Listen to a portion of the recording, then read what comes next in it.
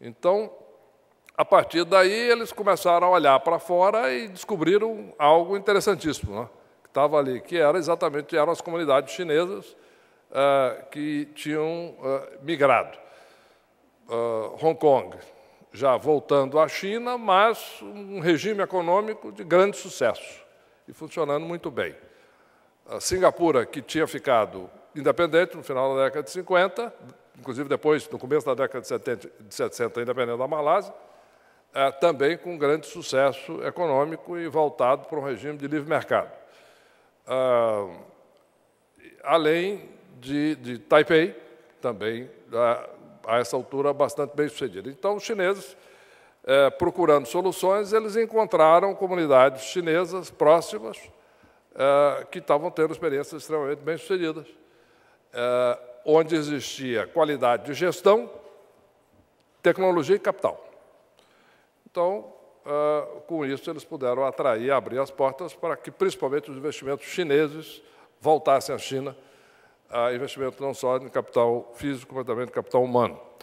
E foi um dos processos que permitiu também à China alavancar, além dos outros aspectos conhecidos, da taxa de poupança de 48% do produto,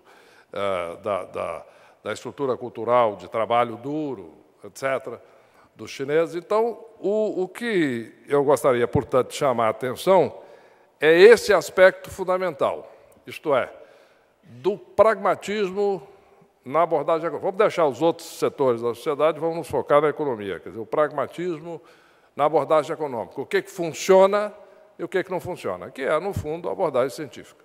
Não é?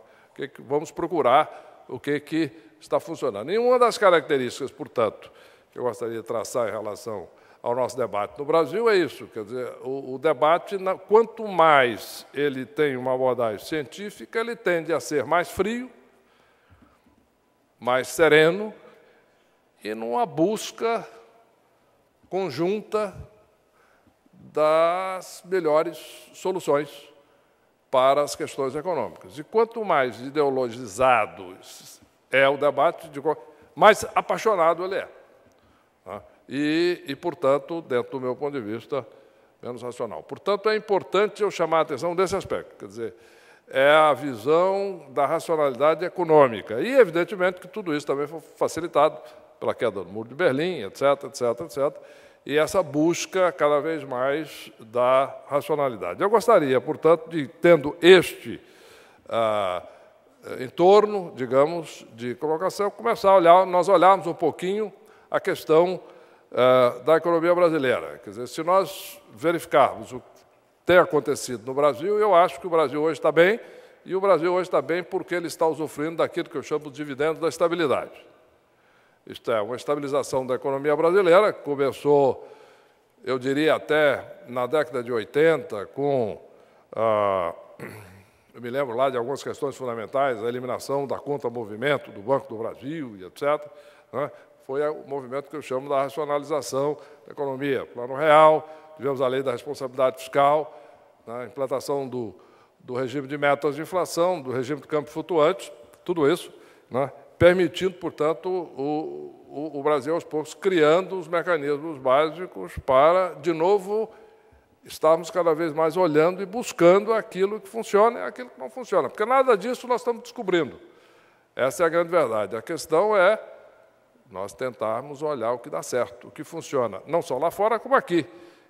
E se nós olharmos, portanto, do ponto de vista de estabilidade e olharmos, portanto, a economia brasileira, nós vamos ver que, no momento em que a economia se estabiliza, ela passa a ter algo fundamental, que é a questão da previsibilidade.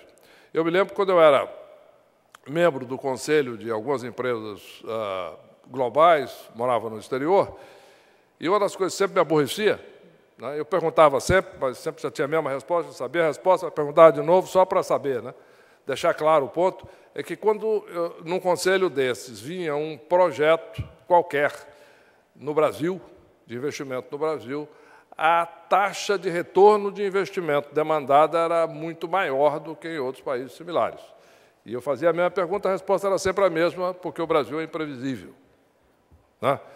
Isso é imprevisível, você tem que ter um horizonte de planejamento menor. Se você tem um horizonte de planejamento menor, você tem que ter uma taxa de retorno maior para justificar, né?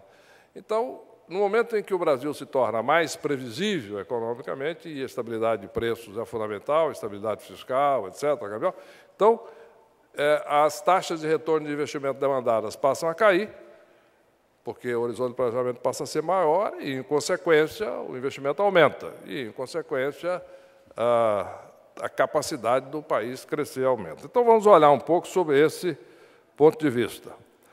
Se nós olharmos, olhando do Banco Central, do ponto de vista do Banco Central, na medida que, por dever de ofício, eu sempre começo por aí, nós vamos ver que, se nós olharmos a trajetória da inflação recente no Brasil, é um processo de desinflação rápido e uma volta de uma inflação já no ano 2004 e 2005, na medida em que o aumento da atividade econômica naquela época, ela encontrou um país ainda investindo pouco de novo, devido à questão da previsibilidade ainda baixa. Então, os empresários não investindo, a pressão inflacionária veio mais rapidamente, na medida em que o Banco Central tomou as medidas adequadas de controle não populares na oportunidade.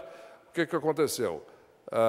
Os empresários, ao contrário daquilo que muitos previam, né, os empresários passaram a ter mais confiança e investir mais. Então, a capacidade do país de crescer aumentou e, portanto, em consequência, outras coisas ocorreram. Por exemplo, uma das coisas que nós medimos é a surpresa inflacionária, que é a diferença entre a inflação ocorrida e a inflação esperada 12 meses antes.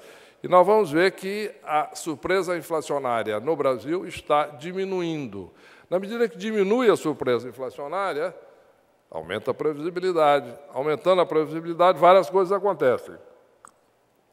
Uma delas é aquela da taxa de juros real da economia, porque um dos prêmios de risco, que a taxa de juros real certamente tem embutido, é o prêmio de risco de inflação, né? Então, nós vamos ver, por exemplo, que essa taxa de juros real calculada aí por a taxa de juros futura de um ano, da BMF, descontada pela inflação esperada para este ano pelo mercado. Então, nós vamos ver que não só a taxa média está caindo, mas a volatilidade está caindo, né? E aí nós entendemos, analisando de novo cientificamente, nós vamos ver que essa questão de tomada de risco é importante. Por exemplo, eu estava aqui, percebi só depois, né, com o copo num lugar arriscado, né? Temos uma moça ali que certamente seria uma excelente banqueira central, que veio aqui e colocou o copo numa posição mais adequada, portanto, com menor risco de queda. Quer dizer, então, o que eu quero dizer com isso é que, no momento em que nós temos um risco menor, certamente a possibilidade dos empresários e indivíduos assumirem mais riscos na sua área micro, na medida que o risco macroeconômico cai, o risco micro pode aumentar. Se nós olharmos agora o Brasil do ponto de vista de crescimento, comparando o trimestre, um trimestre com o mesmo trimestre do ano anterior, nós vamos ver, primeiro, a questão da progressiva estabilização, mas nós vamos verificar que, mesmo em 2004, nós tivemos ainda esse tipo de volatilidade que eu mencionei. Quer dizer, cresceu muito rápido, a inflação voltou, houve um período de ajuste, mas aí um crescimento que começa a ser mais previsível e atingindo, no último trimestre de 2007, 6,2% contra o trimestre do ano anterior.